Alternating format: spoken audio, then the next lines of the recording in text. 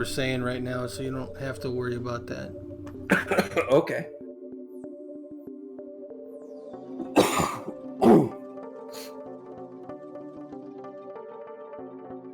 There we go. Yep.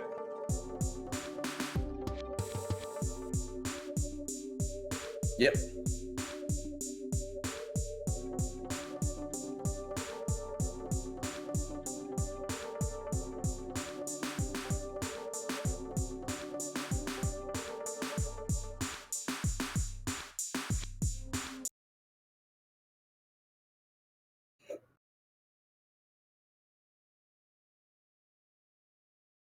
Yeah.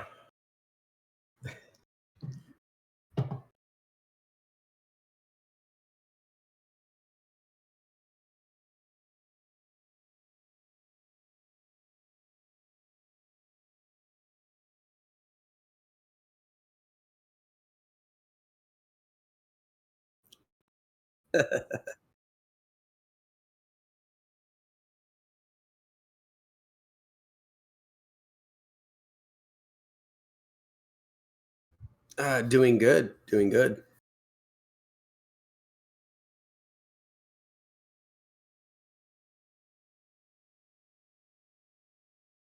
Well, I just started today because remember Friday I had that whole fiasco, and yesterday was kind of a recovery day. So I just dove into it today, but really good. Really good. Very, it's Obsidian, so it is well thought out, well played. So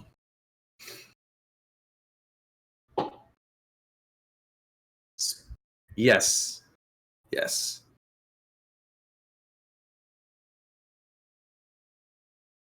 yes, I would agree.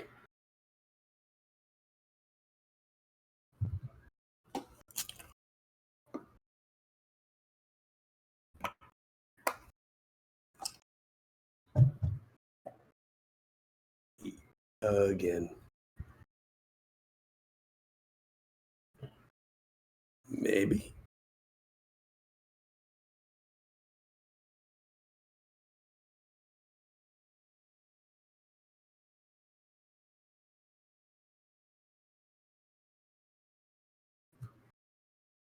Yep.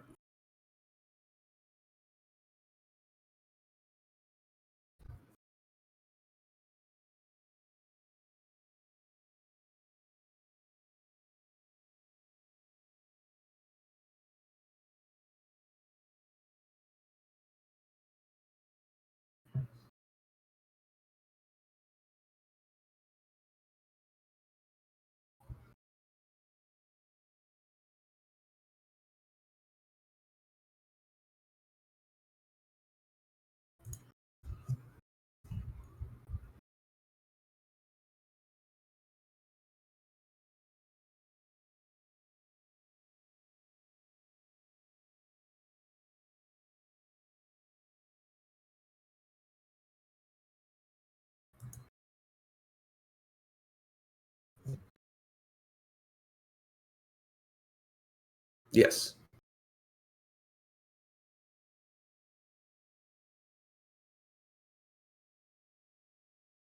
I think so.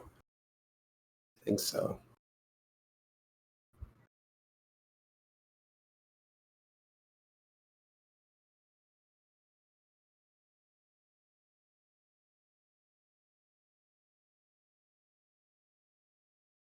I always agree with that. That at least finish the product before you release it. Nothing worse than paying the $60 or whatever it is, and then it's half done. Kind of like with Anthem, it feels like it was never completed.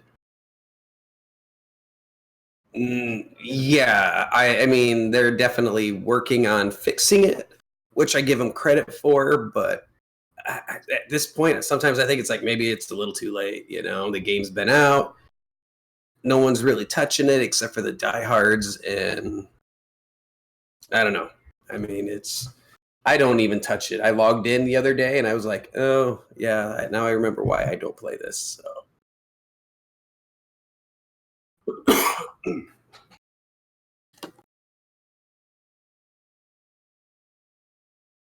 Mm-mm.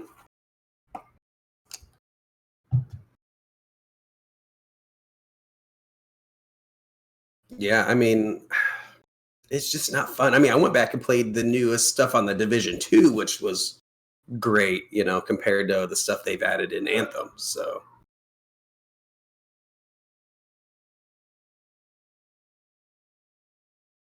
hmm sure. So Ubisoft is delaying Watch Dogs Legion, what is it, Rainbow Six Quarantine, and Gods and Monsters due to some. Uh, I think it was due to, they said, one article I had read said, being the fact that Breakpoint and Division 2 failed, which I disagree with that. Only half of that was a failure, and that was Breakpoint.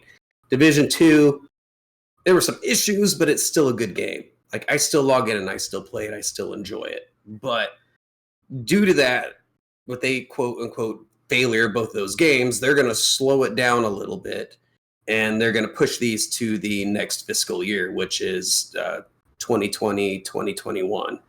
So, and we'll know more once they get closer to that point, to where they're when they have that what is it, their mid-year meeting or whatever it is, their financial meeting. They'll let us know more. But at this point, all of those games are being pushed back, which I'm kind of disappointed with, because I was really looking forward to Watch Dogs Legion. So,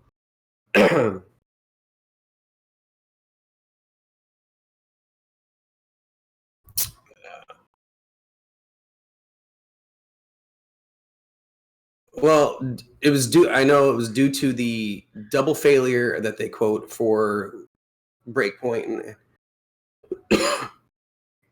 Yes.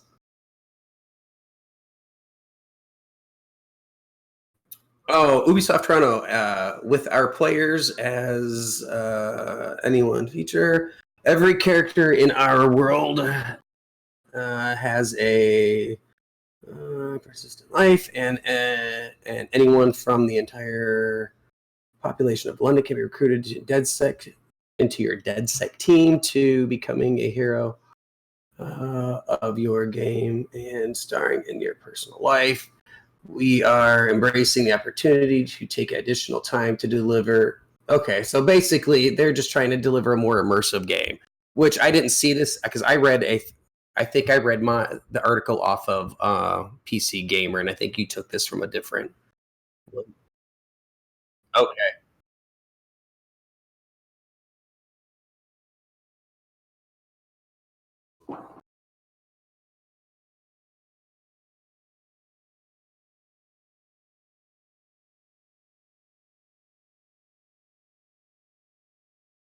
Yeah.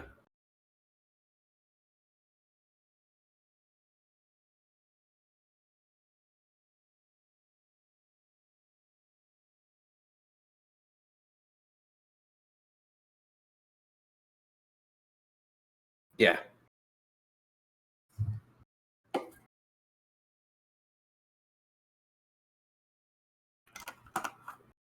Epic.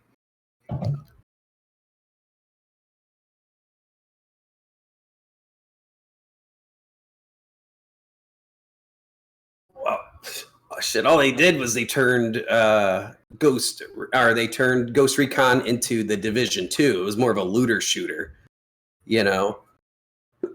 And that's that, excuse me, I'm still trying to recover from the cold a little bit, but that doesn't fit the Ghost Recon story. It fits the Division because the Division was always a looter shooter. Ghost Recon was never a looter shooter. And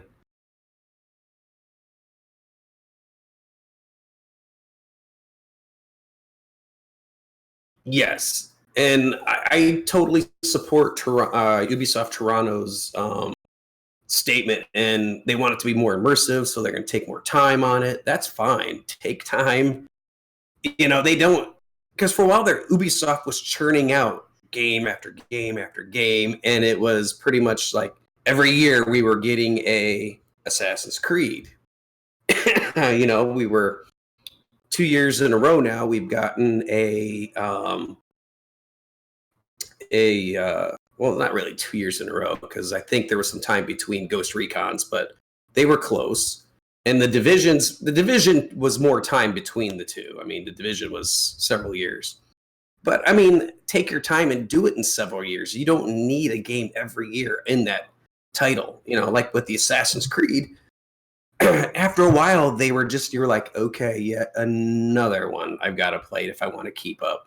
And it got to the point I started playing every other one, you know, and luckily for me, the only one that didn't turn out well out of my playing every other one was Syndicate. Syndicate was kind of a flop, but I did like, you know, uh, basically like 1 through 3 were great, and then I took a little bit of time, came back for Black Flag, didn't play Unity, came back for um, what was it? Unity. Oh, for Syndicate, and then Origin and Odyssey were good, but we can debate whether Odyssey really fit the Assassin's Creed thing, you know, because you could.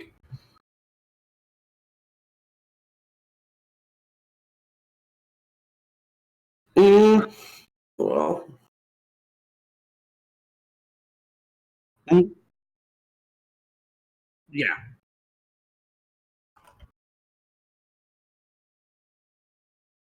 Hmm. Well, no. Well, no. Origins is the beginning because Bayek and his wife were the Bayek was the first. Okay. Yeah.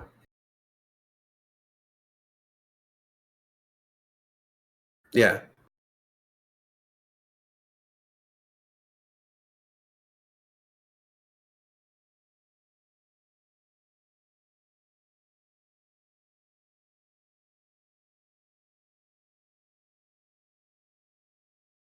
Yeah.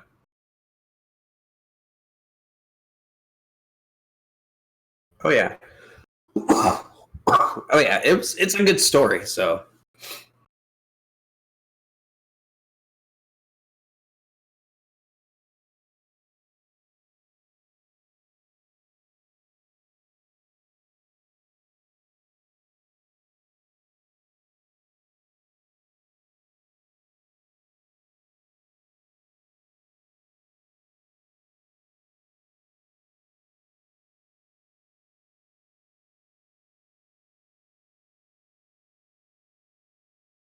yes. Yeah.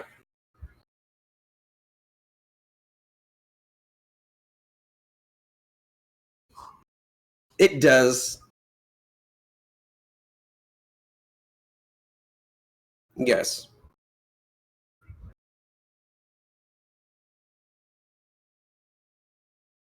Yeah. Well, I think they're building on top of how they did it with Egypt. I mean, it was really good on how they did all of Egypt and the Great Library of Alexandria and all of that stuff. Because, I mean, that's all artist interpretation at that point because it was long burned, you know, so they really don't know how it looked. But,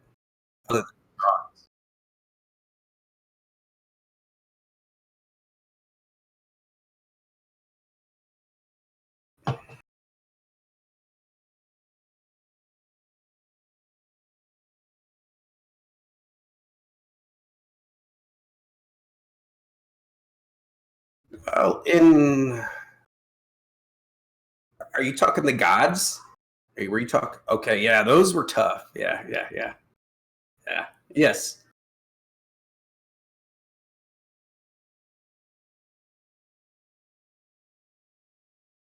No. I mean, that would have been cool if you could have taken on some of the gods of Greece, you know, had Apollo or any of those guys come screaming out of the sky and, you know, that.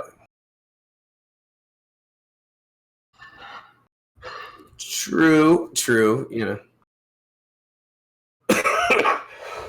But did we did we ever cross would we've ever crossed a path with him where he was at that time? I don't know. I mean,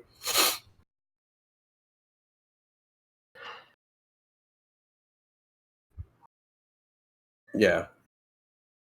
Well, those were glitches in well, the gods were glitches in the Animus. That's what it was. So, yes, true. They could have done another glitch in the Animus and brought down the Greek gods, and we could have fought them. That would have been that. I would agree that would have been great if Ubisoft would have brought that over.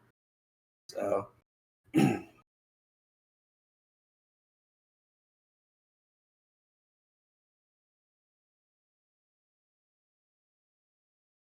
yeah, I wholeheartedly agree. So, yeah,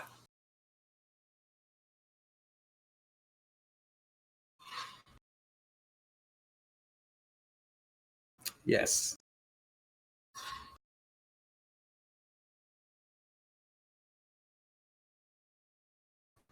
yep,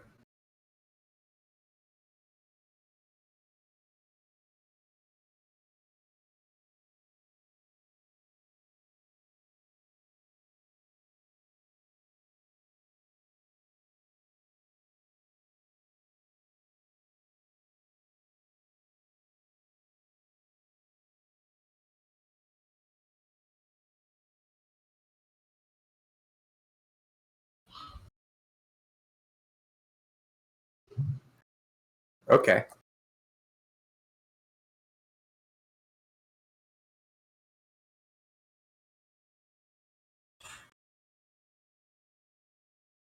okay. I need to do that.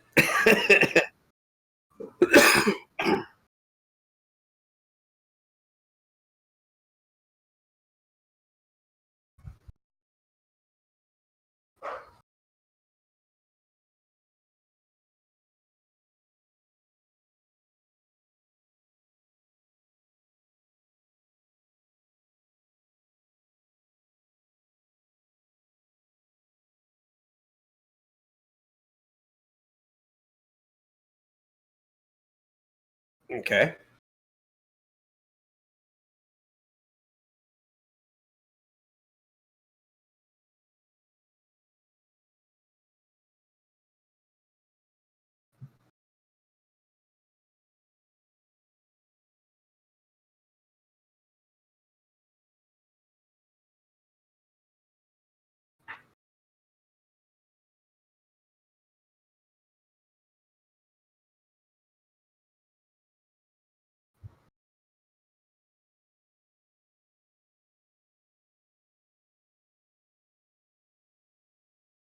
Yes.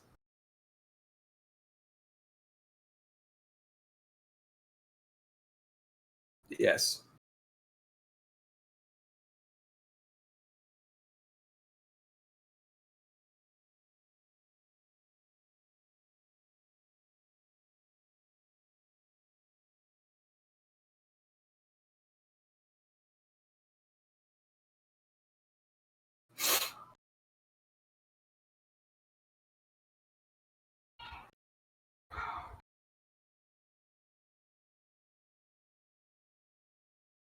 Yes.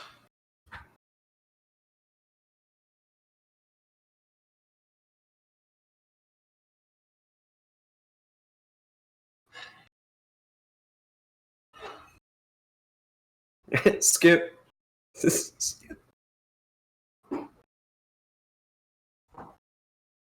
Yes. Well, unfortunately, I haven't. So, eh, yes, we. So about this, what kind of drives me, or the dates on it. So, don't they? Didn't they with the other one have a Christmassy thing going on? Or okay, no, but I'm saying in the other Borderlands. So like Borderlands 2, didn't they have a Christmas event? Or am I? Am I? I thought they did. Yeah, I've always.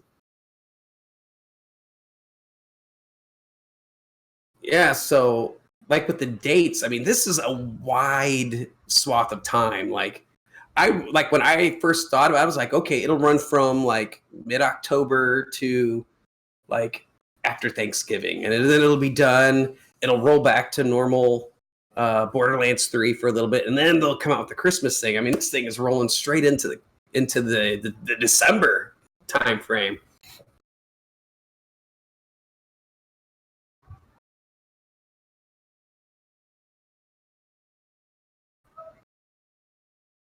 Oh, okay.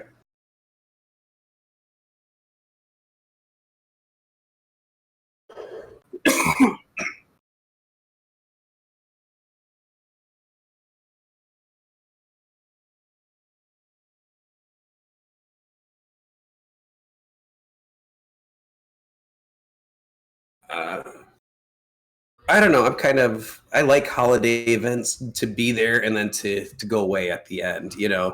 Kind of like in World of Warcraft. So you know the Thanksgiving thing would come in, and you would have your 2 weeks to do it, and then it would be gone.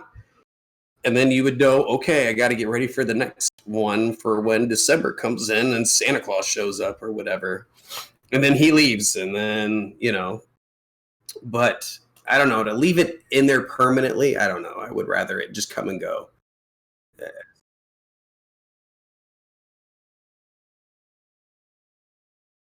I guess.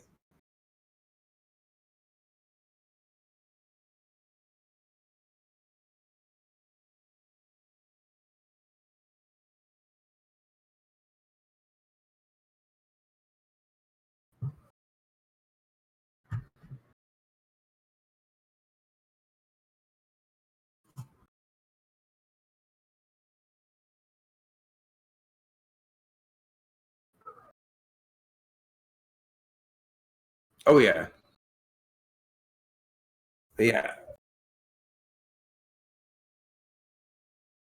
yeah. It's still a because it's going on right now because it's the 27th now, so it's been going on for a few days. But my thing is like get the event in, do it, and take it away. So whatever items drop, they're rare. They can't just be easily obtained. If you have it, you're like, oh yes, I did this. When it was out.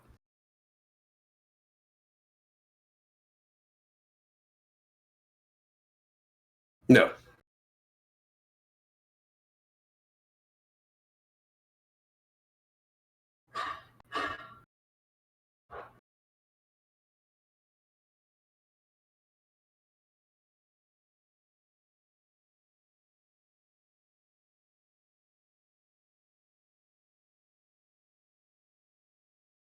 any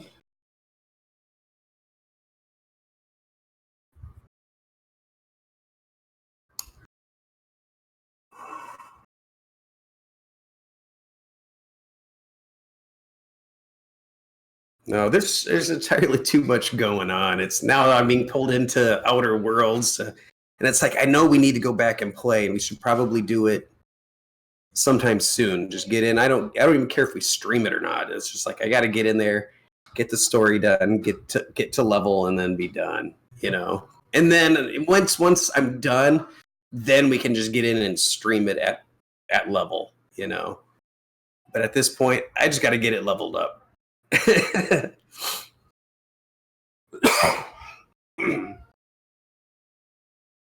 Okay,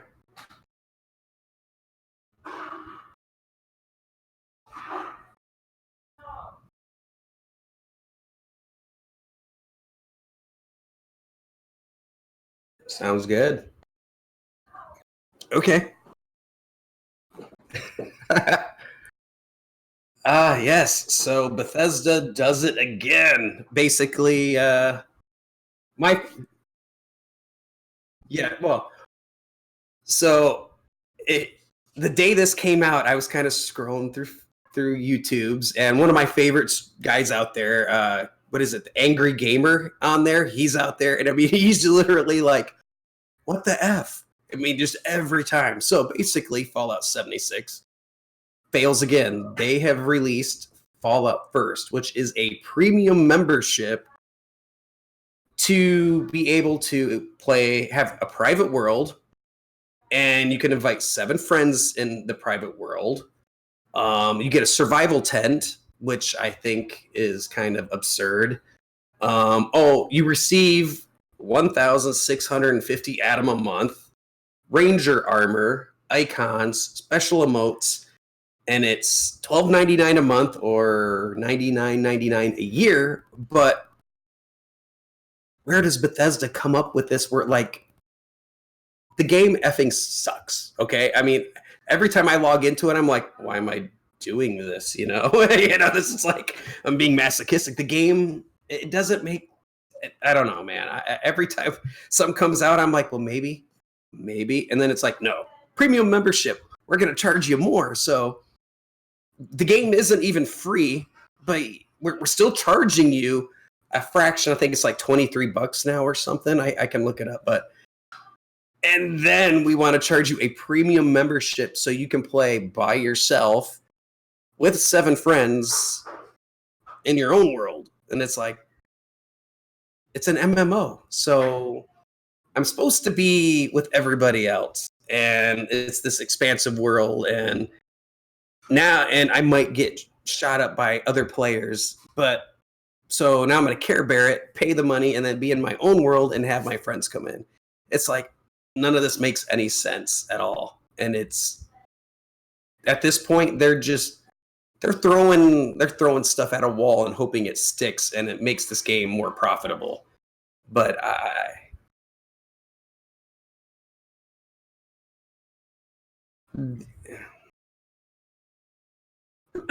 that's absurd. That's an absurd amount of atoms.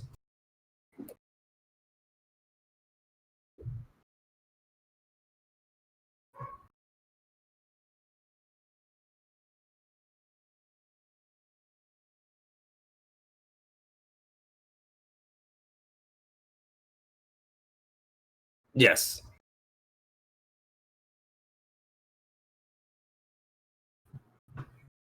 Yeah.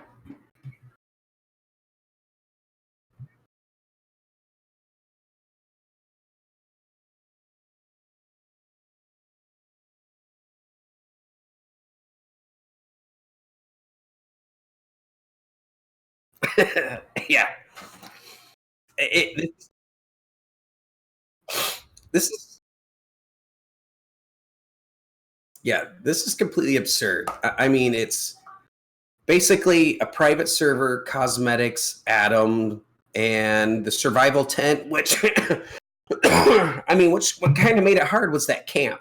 And every time you sat down your camp, it cost you money. Now you have the survival tent and the sleeping bag and more inventory and all of that. Basically, I mean, it's now getting to that it's getting close to that pay to win thing, and it's I think I can't remember, but I think it's for just throwing junk in it and it turning into scrap or whatever. I can't remember. See, I honestly I don't know. I haven't touched the game in months. I mean, a long time. But when I saw this, I was like, oh, a a new placeable fast travel point. Like I can just drop this fast travel point anywhere I want, and just constantly fast travel there. And it's like they just need to stop with this game and then just be like, okay, we're going to provide just support and then go back and create a good Fallout game like Fallout 5 and be done with Fallout 76 because 76 freaking sucks. There is, but I'm just saying keep it alive, but stop dumping all of these stupid ideas into it.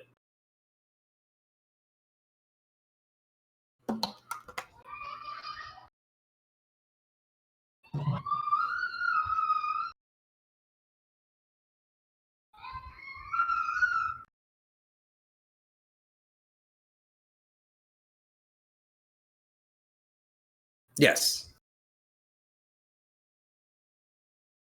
Well, I mean,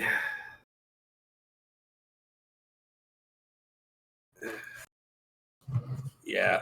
Now, the Fallout 76 Ranger armor, is that the Ranger armor from Vegas or is that from Fallout 3?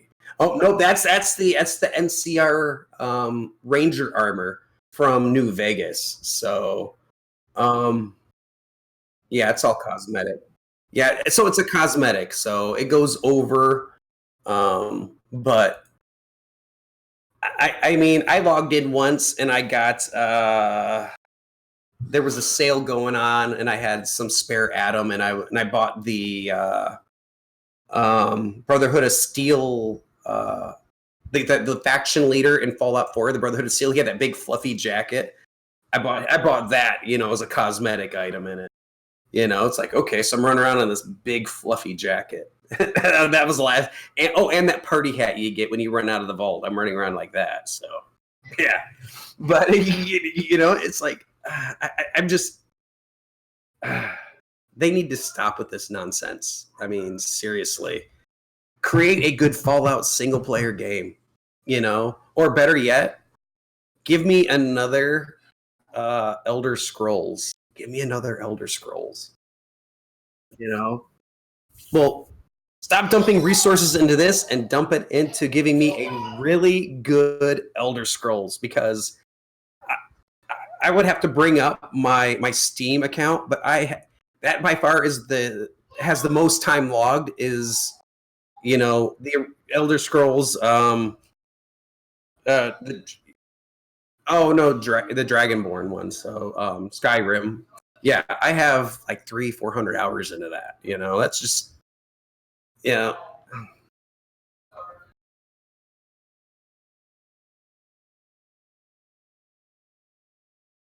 I came in at Oblivion, so I'm really late to the game. Like like my brother, I think, played like Morrowind and stuff, but I came in at Oblivion. So yeah, I haven't been a super fan that long, but it's like at this point, stop what you're doing with Fallout. I mean, it's just stop. This is nonsense. And give me a good Elder Scrolls, because they need to do something to bring me back to Bethesda. Because at this point, I'm like, F you, Bethesda. You've done nothing for me as a fan.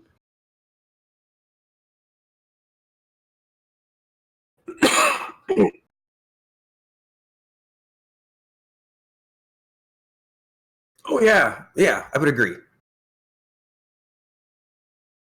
Oh yeah,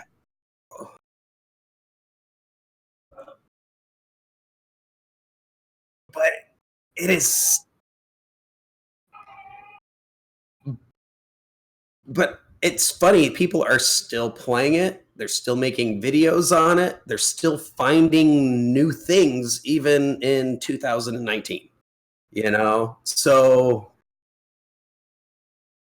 So my thing is stop with the effing nonsense of 76 and just divert the resources to something that we really want, because I'm sorry, Fallout First is just our yeah, Fallout First is just not going to do it. It's not going to do it. I mean, it's going to bring you some money from some diehards, but it's also going to alienate more people than I think it's going to bring in at this point.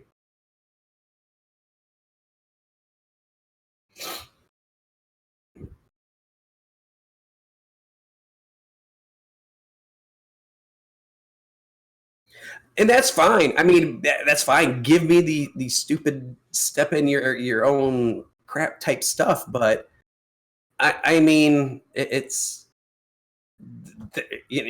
right now it's like Blizzard and Bethesda. They're on everyone's shit list right now, and it's like, come on, guys, fix this. Stop. Yeah, let's fix all of this and start reeling people back in, because like when we first started doing this, I was a huge Blizzard fanboy. Like I played all the games. I love it. Now I'm kind of veering away because of the nonsense. Bethesda, I'm the same way. Like I love all of the Fallout. Love Elder Scrolls, but now you're kind of pushing me away with this Fallout 76 nonsense, and you keep pushing me further away because I keep telling you not to do it, and you're just like, more? You want more of this? And I'm like, no, stop. Oh, we'll keep doing it. And it's like,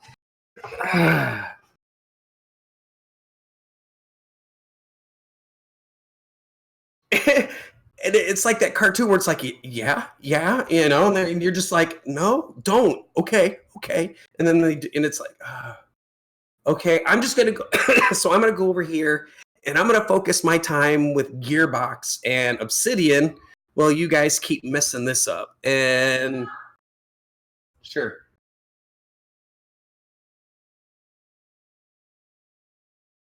Sure. Who was muted? It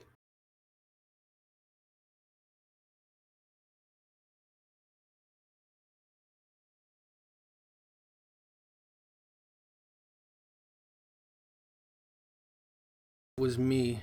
Dang it. What do you want to do? Technical difficulties when you do it live. Yeah. What do you want to do? You want to start over or keep going? Man, I was on a roll. It'd be hard to recapture all of this if you made me redo it again. I know. I say, you know what my saying is? F it. Let's do it live. Let's just keep rolling with it. All right, so hopefully you guys can hear all of us now. We were having some good conversations there. I'll just recap real quick so you guys know what we went over. Last of Us 2 has been delayed. It's delayed to May 29th, 2020. They cite that they want to make sure the game is what they envision and they give everybody what they want. Ubisoft has delayed. Well, he did that one, so you guys heard that. Borderlands 3 patches and hotfix. They added the Bloody Harvest. If you don't know how to start the Bloody Harvest, go see Maurice in Sanctuary. He'll put you on a quest.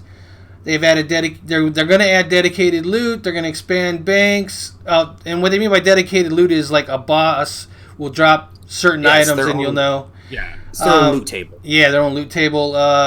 Character buffs are going to be there. They want Moses Ironbearer, Flaxpet, and Zane's Digiclone and SNTL to be up to par endgame.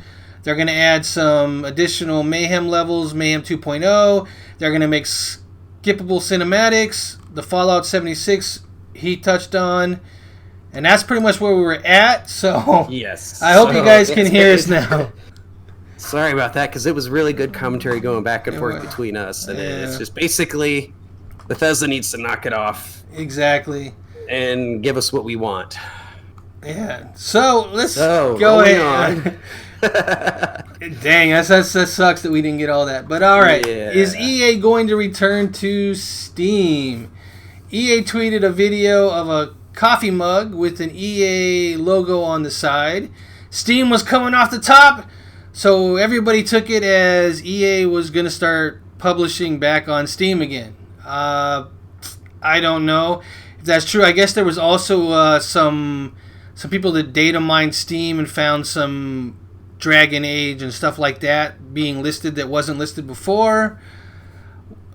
What I found sad about this whole thing is EA tweeted just the video of the mug and the Steam coming off, and everybody was posting negative comments like, oh, is that going to be DLC? This cost me $5.99 and this and that. The mug didn't have the handle on the side, so somebody took they made a picture of the handle and said DLC $7.99. And it was just like, come on, guys. Well, you don't have to hijack every tweet with this garbage. Unfortunately, EA did that to themselves with everything costing more. You know, it's always, here's part of the game, and then we're going to give you this part, but you got to buy it, you know? And sometimes you can't charge everybody for everything. I mean, it was kind of like with Mass Effect 3 when they the day one DLC, you know, where they brought in the that one guy who was frozen. I wish I could remember his name. I haven't played it in such a long time. For which one? In Mass Effect 3. Oh, I don't remember. Yeah. But he was that species that was wiped out in the extinction event before ours started. So, but that was a key thing where it was like, oh, day one DLC. If you want to play them and you want them in your team and you want to know that story, you got to pay for it. But they already had it factored in during creation of the game, so it should have just stayed. And it probably was on the gaming disc for the console versions. Oh, it was already on the disc. Exactly. I mean, that was already proven. It was on the disc. They should never release it. You should never put something on the disc if you want to charge for it. If you buy a disc, everything on that disc should be at your disposal when you buy the disc. Yes. And I've always thought that. So my thing is why would they go back to Steam when they did their own Origins. I mean, so they have Origins, which was to get away from Steam charging them 30%. So, but if you look at how many people probably go to Origin and buy games there, and you look at that customer pool, and then you look at the customer pool for Steam, even if Steam's taking 30%, that customer pool is so large that it's worth giving them that. And they might have a special bargain with them too. You know, they Steam did start doing, if you sell so many, then you pay us less at that point. I don't, and that's great and all. I don't know. At this point, I mean, I'm kind of over Steam. You know, I would rather go to the developer's own launcher, buy it, or go to the Epic Store and buy it and be done with Steam, because Steam has just kind of left a sour taste in my mouth with how they've treated indie gamers, you know, the indie developers. Yeah. You know, and my thing is indies kind of, they're out there doing their own thing, creating what they want. They're doing something I would love to do, but skill to do. So leave them alone and let them do it and support them. Don't alienate them. Right, but what are they going to do? Like, okay, if you're an indie developer, we only charge you 20%. Well, what? 20%'s a lot to an indie developer, though. I mean, right, but it's better than 30, right? I'm just giving an example. I'm just saying, 30 is what they charge now. What are we going to do? But here, let me finish. Thing is they're not.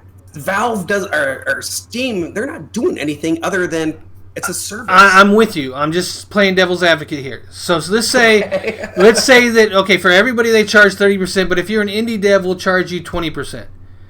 Well, now those people they're charging 30% are going to complain, so now they got to take that away. There's really no winning for them other than it should change their structure and what they charge to be more in line with what Epic is doing. My thing is, if it's a AAA title, charge this. If you're, because my thing is Steam was great several years ago. You know, it was when it was a monopoly. Yeah, but then everyone got smart. They created their own launcher, their own online stores, and then they cut that guy out. You know, because he got greedy. Mm-hmm. You know, it's to me it made sense. At this point, it's like, okay, if you want to sell your old titles on Steam, you know, okay, once it hits 5 years old, push it to Steam. Fine, whatever. But at this point, my thing is keep your AAA titles, make your money off of the stuff the assets you've already created. You already created the launcher, you created the store, you created the payment system, all of that back end stuff that most people don't see that you and I know about because we're server guys. Well, why waste all that money? You know, yeah, I got charged for it somehow, you know, so keep it there. And then once it hits that mark, you know, throw it over there. Why not? I mean, Dragon Age Origins is still on there. You know, Dragon Age 2 is on there. All of the old stuff is already still there. They're talking about that middle stuff where they once Origin came out, they were like, F you, Steam, we're done. At that point, push that stuff over there. That's fine, because that's just going to be residual stuff that comes in over time. Might keep you afloat a little bit, you know. Yeah. I think the real issue here is that Steam is charging too much for putting stuff on their platform.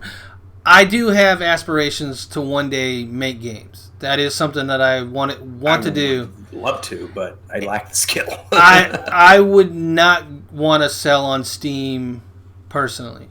Them taking I wouldn't either. 30% right off the top it's just ridiculous to me. I do all the work, and just because I'm putting it up on your system and you're loading my install, you know, files on your thing, it's gonna cost me 30%. That's too steep. Steam is basically the equivalent of Goodwill. Goodwill does nothing other than take gently used stuff and they sell it. That's been given to them. Yeah, that's been given to them. They paid nothing for it. So, you know, like I learned this in like a business class where it's like their CEO makes a ton of money, but they produce nothing. It's all free stuff given to them. They put a price tag on it and they sell it. And it's like, what do you do then? Like, what is your? we sell your stuff that you give to us for free. That's what we do. It's like, I wish I would have thought of that, but it's like I have a heart. So, but no. So, but that's the equivalent to me of Steam. They do nothing other than go, oh, put your stuff on our server. We'll sell it. We'll take our 30. We'll give you the rest. And thanks for doing business with us. Doing nothing is kind of harsh because they do have the servers. They do have the storage. They do have the storefront. So there is that. And they do servers. I mean, you're playing on EA servers. You're not playing on Steam servers. Right. You're connecting to... But you have to put the install files on a Steam server. Yes. So, and you patch it on the Steam server. And there is some back-end servers on those. Oh, yeah, there's some data center assets, but I'm saying ultimately they still really do nothing other than... Oh, I totally agree with you. Post files that you download, and that is it. They supply people with the customer base. That's pretty much it. And I don't even know if it's that much of a... I mean, yes, the customer base is huge, but is it that much of a boon to be on Steam when... it's so saturated? I mean, have you gone in there to look at the releases? How do you find something new in the list? You got to be featured. How do you get featured? Do you got to give more money to be featured in the top 10 or 15 that they show on their front page? Because how many people go down there and click that all coming soon or that all new games, and then go through the list? I do, but I don't think a lot of people do. So if it's not featured on their new games or in a box, it's going to get skipped 9 times out of 10.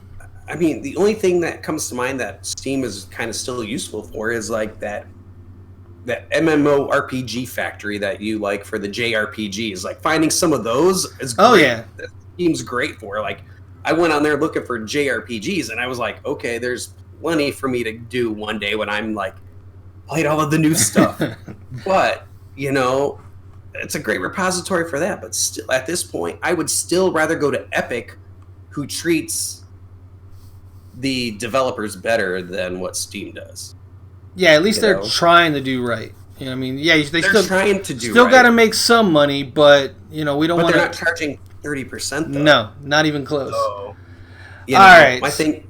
Let's move on. Yeah, let's move on. We beat this one. Our show's going to go long this time. Oh yeah. So, but it's better than last week's where it was only half hour. I know.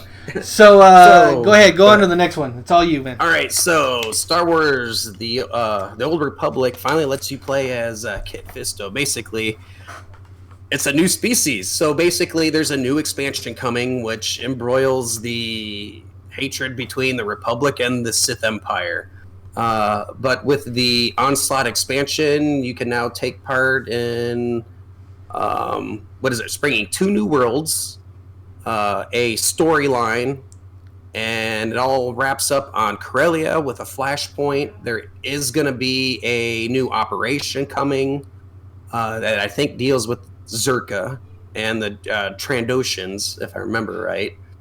And basically the new race is... I closed it. Oh, no. They are... What is it? The Natulians? They're the ones with all the tentacles. So they got the black eyes, the big black eyes, and then right. multi-tentacles on the back. Yeah, I got you. So that'd be fun in Customer Creator. Yeah, no, not customer character creation. Sorry, yes. Now, if it ragdolls, that'd be even better. But but they don't do that. But I'm kind of excited for it because deep down, I still play the Old Republic. When something new comes out, I'll resub so I can play it. Because now when I play, I'm solely a Sith Empire. My primary character is an assassin. Oh, you're a Darksider. Oh, and not only am I dark, my Sith assassin is completely dark side. I've never done anything light side with him. So I was running it with my couple operations with my brother, or not operations, flashpoints, and it was where everyone gets to choose what they do. I'm constantly red, dark side. Dark side. And it's like, okay, he won. Everyone gets sucked out the airlock, and he's like, really? Do you got to do that? Yes, I do. I am a Sith. So, when this comes out, if you want to, I'd have played the Old Republic. So if you want to start a new character and check out these new races. Yeah. I still haven't finished playing through every class and whatever, so... But it also raises the level cap to 75. Oh, so you're going to do that then? You're going to build your... I'll probably... No, well, I have some tokens that I could... No, because we want to play together. So I have multiple classes, and worst case scenario is I can replay a class that I like, you know. I could replay a Sith Inquisitor or something like that and just do whatever. But... Yeah, I like going back about once a year to that game, just because I like Star Wars. Well, I mean, we don't have to like get too deep into it, but just like maybe a stream or two where we show off the new race or whatnot would be kind of cool. Yeah, we can do that. So yes, that is coming out soon with the. Did they give a date or did they just say soon? No, it's. I could go to the website. It may be out now. Yeah. That'd be kind of fun. I haven't jumped into that game in a while. All right, so while you're looking that up, I'm going to talk about Gamers for Freedom plan on BlizzCon protest. Yes. Onslaught's playable now. So nice. So we could check that out. Yep. All right, so Gamers for Freedom is, a group. Their mission statement appears to be, free expression is a fundamental human right, but companies like Blizzard and Riot are silencing gamers who speak up about sensitive issues like their own political oppression. Sign our petition to tell Blizzard and other game companies how you feel. Support free expression for gamers everywhere we play. They also listed an event on their webpage that says as followed: 11/1 protest at BlizzCon. BlizzCon 2019 will be held at the Anaheim Convention Center next month, but the real party will be outside. Starting at 12 p.m. on Friday, November 1st, Gamers for Freedom will be organizing a protest of gamers from around the world. And the fun doesn't seem to stop with Blizzard and BlizzCon. It just... They stepped in it when they did that. And I'll be there because I'm going to BlizzCon. My thing is fine, have fun outside. I'll be inside where it's air conditioned and food and beer and... Well, they have refreshments inside? I didn't know that. Yeah, and playable demos and stuff like that. And you could stand outside, be angry, all you want. Now, I do support their cause. I understand. I support their cause, but how they're going about it, no one really... I mean, at this point, it's not going to change people's minds, you know, like... Yes, I'm disappointed in Blizzard. They shouldn't have done what they've done. You know, when you win, you know, and they bring you on the stage to talk about something, if that's something you want to talk about, then talk about it. But, you know, don't censor them. I mean, that goes against the very core being of our countries. Don't censor people like that just because it might hurt your bottom line. But again, you can protest it all you want. People are still going to go there and have fun. I mean, great, raise your awareness, but, you know, I think you should leave it to the online campaign instead of standing up front. I think if I was Blizzard, I mean, this is all hindsight after the fact, looking at everything that's happened. I think moving forward, when somebody does something like this, I would just not acknowledge it because you don't want to shine more light on it. So they could, and what they could have told China, if China would have gave them a hard time, would have been like, we didn't want to do anything because we didn't want to give it more press than it deserved. We saw, you know, they could say now we've seen in the past when we've done things to these people, it's shined a light brighter on what they said than anything else. And that's how they could approach China, and at the same time they could not piss people off. Win-win in my opinion. I don't know how that would go over, if that would work with China or not. But that's probably what I would try. Or maybe even talk to them ahead of time. Say, hey, you've seen what's happened. We're going to take this approach the next time it happens to see what happens, if we get the backlash or not, and see what... just I don't know. That or you just cut the stream, you know? When that happens, dump it over to have something ready to go. You know? Dump it over to something else. Like they did with the college kids. My thing is like, you know, taking away the trophy, taking away the winnings, banning them for life. banning the shoutcasters or firing them, all of that was completely unnecessary, and it just shoved everything forward into the limelight. And that was the complete opposite of what they wanted to do. Now they're looking like LeBron James, who basically now, and all the memes with him like dressed up as Mao Zedong or whatever his name is, guy who did the mass genocide over there when he took over as communist leader. Yeah, because it's like, because the way like LeBron James approached it, it's like, don't mess with my paycheck, man. And that's the way it looked at Blizzard. Don't mess with our bottom line, and it's like, okay, but understand these people want freedom. They don't want to be under the thumb of a communist government anymore. So do you think this next story will help Blizzard at all? Do we want to jump into it and whatever? Yep.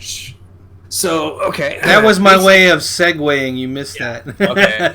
So, Mike Ybarra joins Blizzard. Mike Ybarra was the VP at Microsoft, and there was some stuff out there way back where he was saying he was always jealous of Blizzard employees. Well, as he tweeted, "I'm very happy to announce I'm joining Blizzard as Executive Vice President and GM starting 11/4.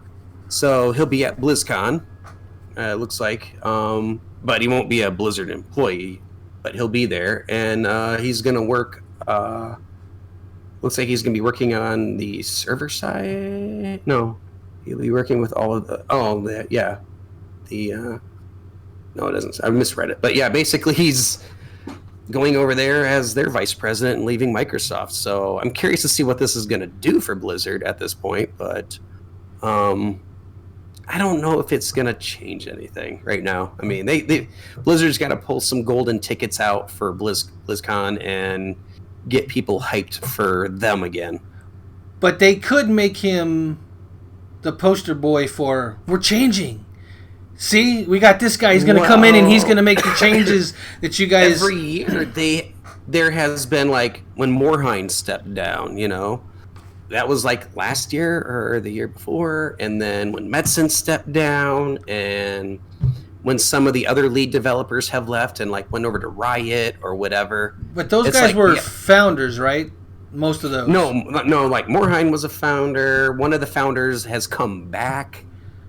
So this guy was particularly hired to be from outside. Those other guys came from inside. So he's been hired from outside to come in and right the ship in a sense. So he's come from Microsoft, which I'm like, okay, I mean, I don't know. I'm waiting to see like where he's going to be put, what he's going to actually do, and what it's going to change. My thing is like, the reason Blizzard did so well is for the longest time, they stuck with what made them successful, and now they're starting to diversify a little bit, and things aren't going as well. Like with Immortal, that was not where they needed to take that franchise. Metzen leaving has affected the story of World of Warcraft, because I mean he was pretty much all of it was his brainchild. Oh, he was the lore guy. Yeah, so when he left, there was that vacuum, and now it's like the story's not as good as it was when he was there, like the Lich King, Deathwing, Illidan, all of those bad guys, Ragnaros, all of those were well fleshed out bad guys.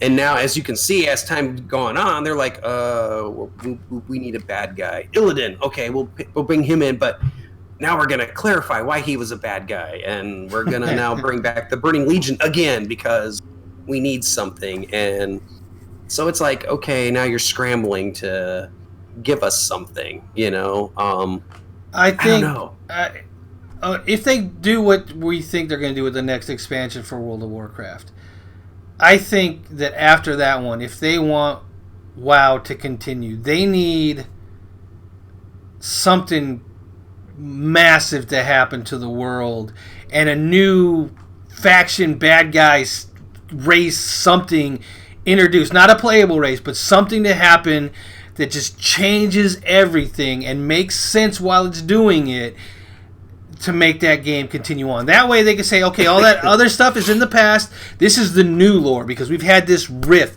and it just changed everything. Well, I mean, there was that meme that I keep seeing floating around out there where it shows the new Lich King sitting on the throne and it says, in case of emergency, shatter ice, you know? And it's like, I think you're at that point. You might need to shatter the ice and bring back the Lich King or something. Right, but even that's going back to an old theme. If it's a different Lich King, but it's an old theme. They need some like boom, like 2021. Boom, the World of Warcraft that you knew has changed. It'll never be the same. How many villains? I mean, it's like, where are they going to go now? I mean, how they could drag out another old world god if they want to. I mean, there's still plenty left, but I'm talking about like something we've never heard of. Something we've never heard of. Something that they write in. I'm talking about like all the major cities being destroyed, every faction having to start over and get a new foothold. I'm talking like total apocalyptic. Pretty much. I don't know. I think something like that would be great. And then the next one could be, they start taking, while you're doing it, you're taking back the old cities. And in those old cities, there's these main bosses. The old cities are now raids. That would be awesome. Think about it. Every old city. Yeah. And you can go and you could help the Horde by going and taking over Orgrimmar or something. It doesn't have to be by faction. That would be awesome. Oh, we already took back Orgrimmar during Pandaria. Right, but it wasn't a raid. It was just... Yes, it was. It was a raid. It was a raid? Yeah.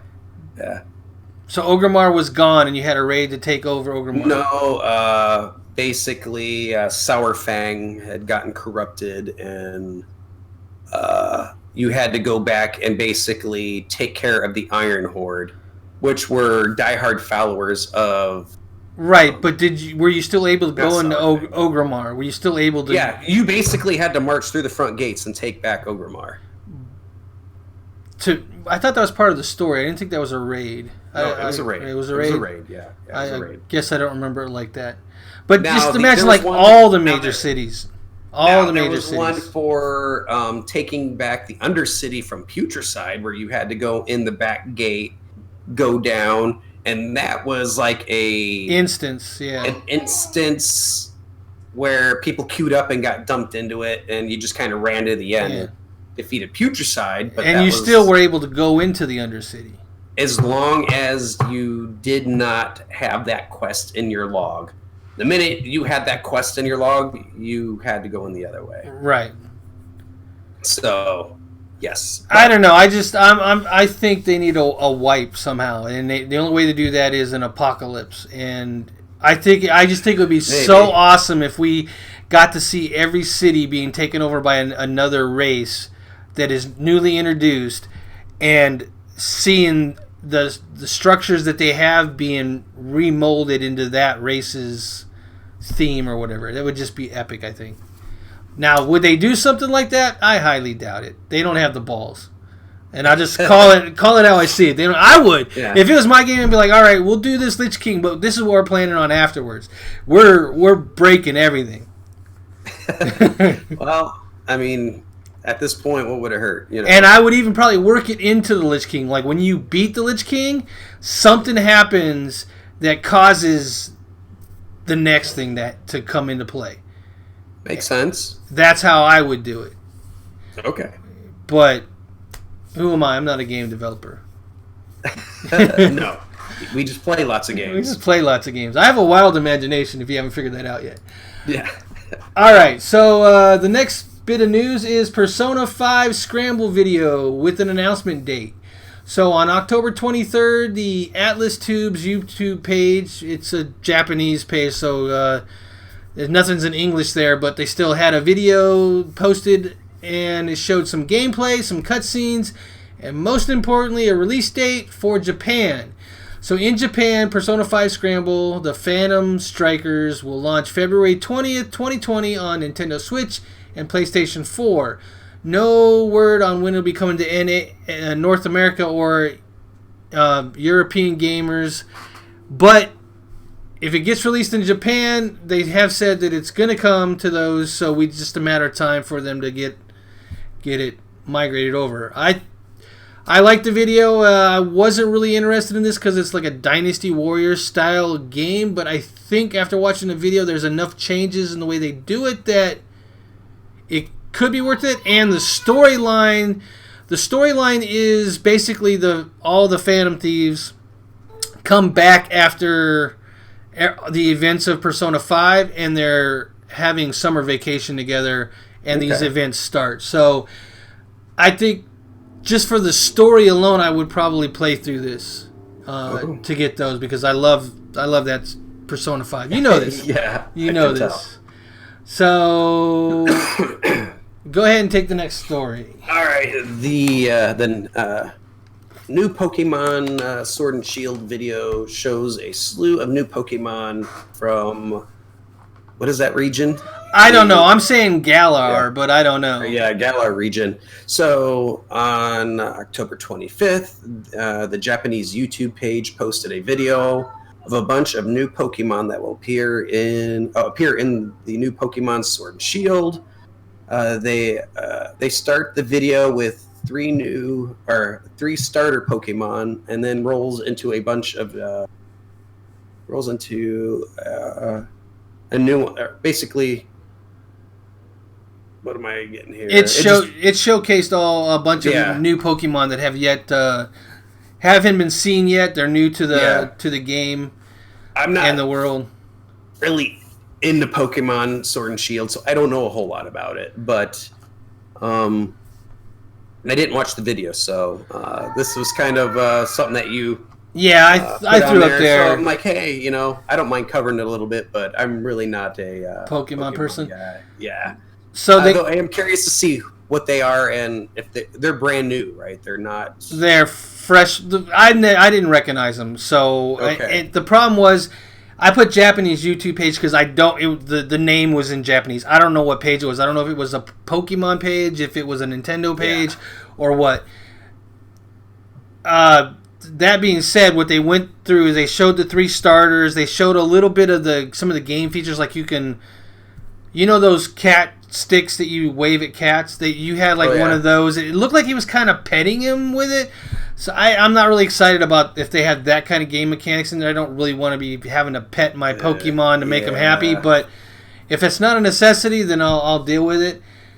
They rolled into, after they showed the three starters and a little bit of that, they rolled into like a bunch.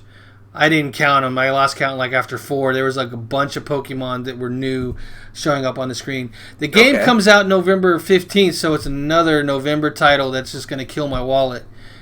Yeah. So yeah, me and you need to discuss. I was thinking about this earlier. We need to discuss which games you're going to cover and I'm going to cover, because there's too many. At this point, all I'm really concerned about is Star Wars. So I can't think of anything else that I'm super excited about. We'll have to look once we're done with this, and then we'll figure it out. But Star Wars is definitely in my wheelhouse. Yeah, I'm going to play Star Wars, but I was already feeling that I was going to let you cover it. So, but we'll discuss that afterwards. All right, and we're going to go ahead and roll into the next one, because we are definitely going really long on this episode. It's okay. Suda51 and Sweary65 join forces to make a horror game. Or do they? So, there was an IGN live stream with Goichi Suda and Hidetaka Suhiro, which are that's why they usually just get referred to by their nicknames. Where they said they teamed up to make a horror game. Their problem was there was a lot of beer involved, and some of the statements they made were later disclaimed almost. So they said things like Devolver Digital had already agreed to $100 million budget, and they were gonna produce this game. Devolver Digital later came out and said, it was on a tweet, that this was the first they've heard of this. They also announced like a musician that was going to be playing it. That guy, I don't think that guy came out with a tweet and said first I heard of it or anything like that. But it was just kind of interesting. It was like two guys just sitting there talking and brainstorming, and it was in Japanese. Part of this could be a problem from the translator. Maybe the translator wasn't that great. Who knows? But it was just kind of interesting. The game, if it does ever happen, was going to be called Hotel Barcelona. It was going to take inspiration from a PlayStation game called Siren and other ones. Okay. The premise sounded really good, but there is some doubt if the game will ever truly will start production. But with the two legendary developers like this, I'm hoping it does. I'm pushing for it. I'm hoping that it happens. I don't know. It was kind of just one of those weird stories where, like, these two guys were talking on a stream. They were partly inebriated, and this all came out. I mean, even this just being specific about how much Devolver Digital had said that they would put towards this game was kind of just a weird thing. And then Devolver Digital coming out later saying, nope, the first we've heard of this. I don't know what they're talking about. It's just kind of crazy. Very crazy. Yeah, it definitely, when you're talking about a lot of beer being involved, that's those stories usually don't end well, because then people are like, I don't remember that, or they drag people in there like, no, we didn't agree to 100 million. Here you get. Where do you get this idea? So I'd be surprised if it happens, but if it does, I mean, hopefully they do it right, and that it is definitely a horror game that is, scary like some of the old Resident Evils used to be, Indubitably. Well, one thing you can be guaranteed, if Suda51's involved, it's going to be a wild ride. That dude makes some crazy, crazy games. Yes. So that is the last news article. Did you want to hit us with the Epic stuff? Sure. So, we started a couple weeks ago, Epic, talking about the free Epic games of the week. So from now until October 31st, Layers of Fear and Cube 2 are free. Go get them! So starting October 31st through November 7th is Soma and Costume Quest. So basically, like I said, whether you play them or not, get them. And then if you're looking for something to do, you got all these free games. So I just decided to start covering it because it's like, might as well put a little bit out there for Epic, because I think they're doing it right. So, and I agree with you. So yeah, might as well do something for them. I did also notice that Red Dead Redemption 2 is now available in the Epic Game Store. I don't know if you noticed that. Yes, but it's not. It's only the one version. It's not the. They don't have edition. Yeah. So. Yes. But if you're just looking for the regular edition and you want to have it on Epic, the regular edition on PlayStation, so I missed out on the pre-order stuff that I did want. So I was like, it was one of those where it's like, I'm gonna buy it, and then like, ooh, a squirrel, and then I forgot about it, and then I was like, damn it. So. Well, we know how you like that stuff, so. Yeah, I'm a sucker for pre-order stuff. I hate it, but I am. Yeah, I pre-ordered the Ultimate or whatever the big one is on Rockstar. You do the same already? Yep. Well, cool. That's not coming out till November 4th. Yeah, we got some time. Yeah. Games that are coming out this week, though, are... I always pronounce this wrong. Atelier Ryza, Ever Darkness, and The Secret Hideout is out October 29th on Switch, PC, and PS4. That is a long-time running series, the Atelier series, or however you say that. I don't know how you say that. Yeah. Never figured it out. And the other game that's coming out is Super Monkey Ball Banana Blitz. That rolls out on October 29th. See what I did there? See what I did there? On the Xbox One, PS4, and Switch. I guess it's not funny if I got to point it out, though. Yeah. Did you get that? Did you get that? Nudge, nudge, wink, wink. So that is our show for today. Sorry for the technical difficulties. We're working on this whole not having the Inception effect happen at the beginning and end, and that kind of caused me to make a mistake. So yeah, I kind of missed the Inception thing though, but it's not professional, so whatever. Yeah, we'll try to do more professional. Yep. So again, we run this every Sunday, 6 p.m. Arizona time, 6 p.m. ish. Sometimes we run a little late, but usually it's not too bad. It's like 10 minutes or so. Yeah. So anything else you want to add there, Oz? No, like I said, it was great. Too bad we had that technical difficulty because we had some really good banter going on. I still appreciate you guys checking in and watching our videos. I got some stuff coming out this week. I know I had some videos uploaded. I was getting ready to release them. Then I had this emergency stuff coming up with work that I had to take off for. And then, an 18.5-hour day. I get back the next day. All I want to do is sleep. So nothing got released. And now I'm finally getting a little caught up. So I'm doing some stuff this week. So and then I got BlizzCon at the end of the week. So you guys won't see me. I leave Halloween. So that's Thursday. And then Friday, Saturday. Come back Sunday. So you won't see me if there is a show next week. There probably won't be. There will be. I'll at least cover it if I have a guest or if we bring German in. That's yet to be determined. But yeah. I will have a show. We do this every week, regardless. It's going to be done, okay. Even if it's me by myself with nobody to talk to. You know what? I know who I'm going to ask to join me, and that'll be a good time, I think. So. Sure. If they're available, I'm not going to make any promises till I've talked to them because that's just rude.